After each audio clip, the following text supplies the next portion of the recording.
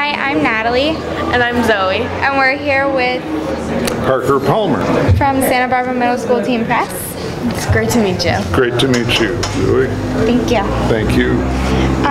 We read that you feel the mobius strip is a symbol of life. I do. Tell us a little more about that, please.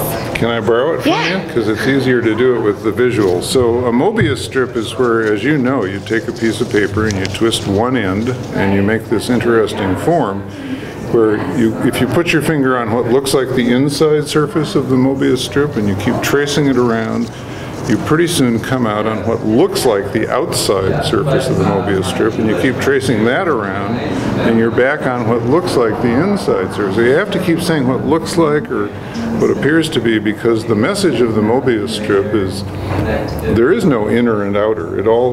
The two keep co-creating each other, right? So the reason I think that's a message for life is that whatever is inside me or whatever is inside you is always coming out into the world around us and helping to make that reality. And then the world is feeding us stuff back in response, and the way we internalize that or deal with that, process that, that helps make who we are. And it's just this constant exchange.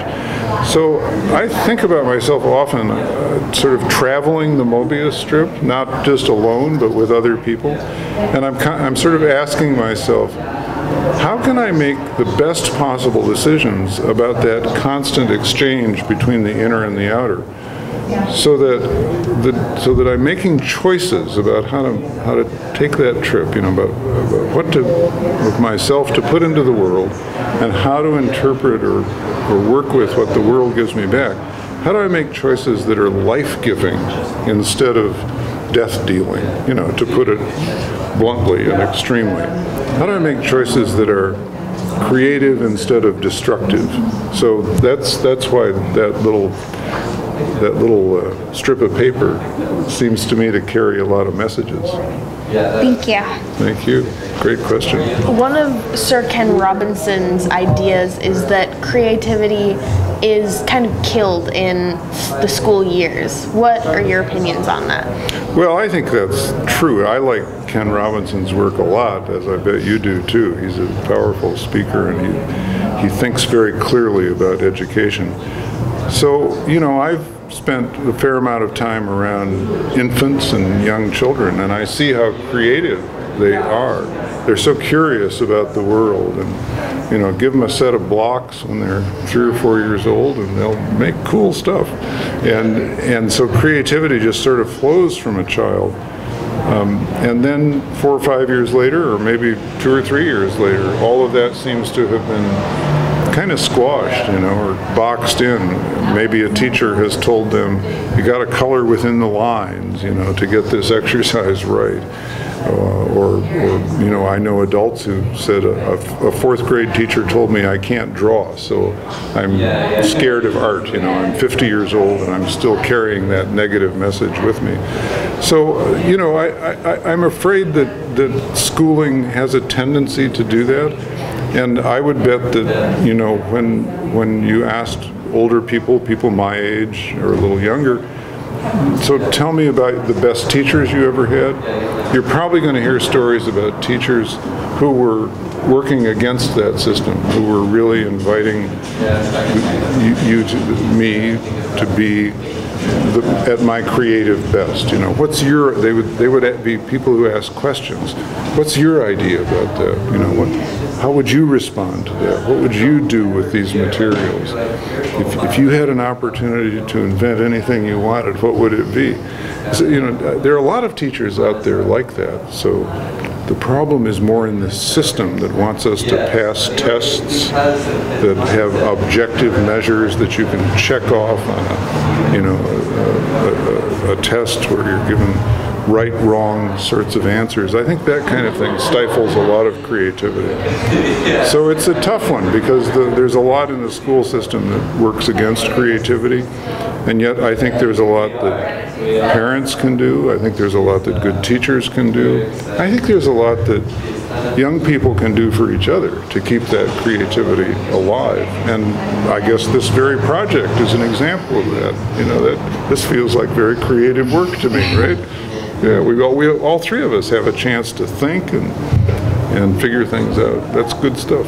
Thank you. You have recently discovered Facebook, and I have.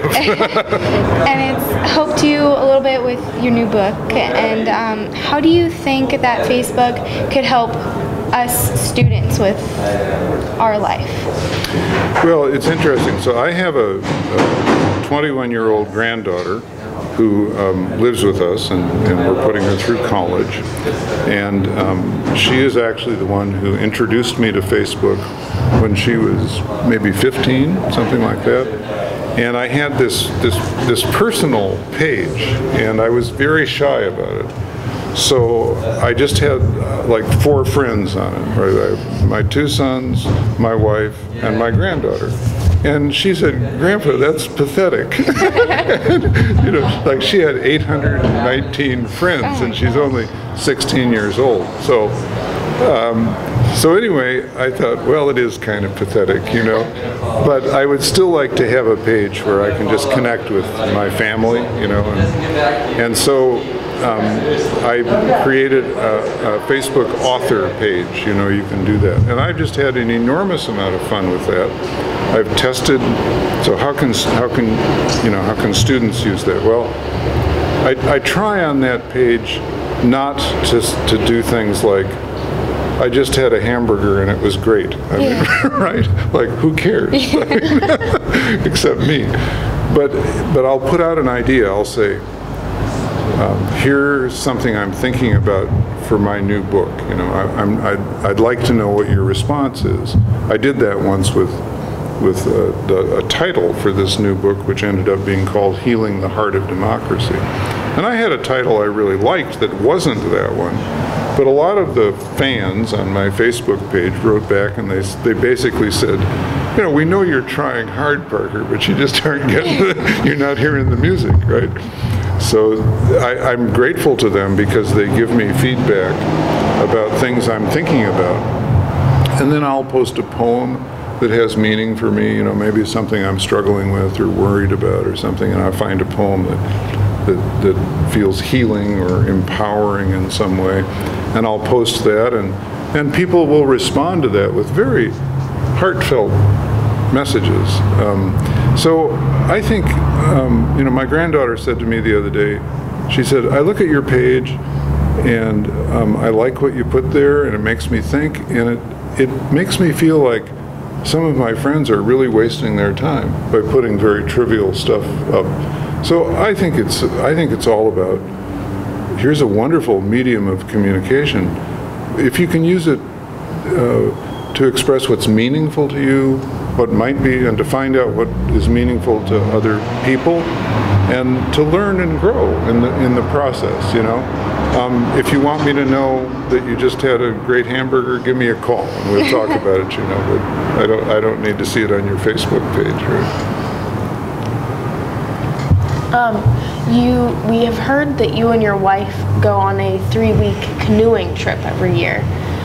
Our school spends at least 3 weeks out of the classroom spread out on various biking or backpacking trips. Why do you think that this is important? Well, my first question is, why didn't I get to go to your school? So maybe somebody can get me a scholarship there or something, I don't know. So first of all, to clarify, my wife and I, every summer for the last almost 15 years, have gone up to an area on the Minnesota-Canadian border that's called the Boundary Waters. But we don't canoe and tent. We rent a cabin that's right on the edge of the Boundary Waters, and for 3 or 4 weeks, it's going to be almost 4 weeks this year, we alternate between a day on the water in the canoe. This is an area where, for the most part, and the deeper you get into it, motors are banned. So it's, you know, you see a lot of canoeists. We spend a day on the water, and then we'll spend the next day hiking in the woods, which is a good rhythm for us, you know. And for me, it's just so restorative.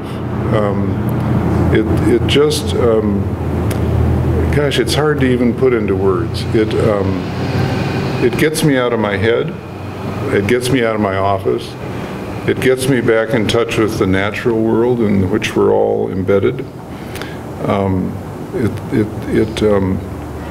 It's very clarifying, and it's somehow very reassuring, you know, to be out in nature where the jack pines and the loons and the big white pines and the critters just aren't worried about the same stuff you are, you know? And so your own worries sort of come into perspective. I also love being in the desert a lot. There's something the desert does for me that's different from what the North Woods do. And I think in both cases it's really about perspective. It's about not taking yourself so seriously. It's about realizing that there's a big old world out there that was here a long time before you were and will be here a long time afterwards. So for me, that's good stuff.